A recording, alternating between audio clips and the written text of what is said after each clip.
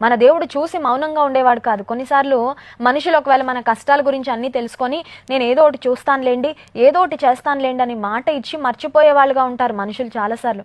కొన్నిసార్లు మనుషులు మన కష్టాలు చూసి మీ వంటి కష్టాలే మాకు కూడా ఉన్నాయండి, మీలాంటి కష్టాలే ప్రపంచంలో చాలా మందికి ఉన్నాయి, కష్టాల్లో ఎలా బ్రతకాలో నేర్చుకోండి అని కొన్నిసార్లు బుద్ధి మాటలు చెప్పి మరి వాకౌట్ చేసే వాళ్ళు చాలా మంది ఉంటారేమో మన జీవితంలో.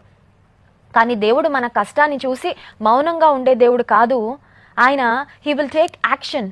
మనం ఏ కష్టంలో ఉంటామో, ఏ ఇబ్బందిలో ఉంటామో ఆ కష్టము నుండి మనల్ని లేవనెత్తడానికి, మనం పడిన ఆ గోతిలో నుండి, ఆ నిరాశ అనే గుంటలో నుండి మనల్ని ఎలా బయటకు లేవనెత్తాలో దేవునికి బాగా తెలుసు. చూడండి, తల్లిదండ్రులు వారి బిడ్డలు ఎప్పుడైనా బాధపడుతుంటే వారిని సంతోషపెట్టడానికి ఏదో ఒక ప్రయత్నం చేస్తూ ఉంటారు కదండి.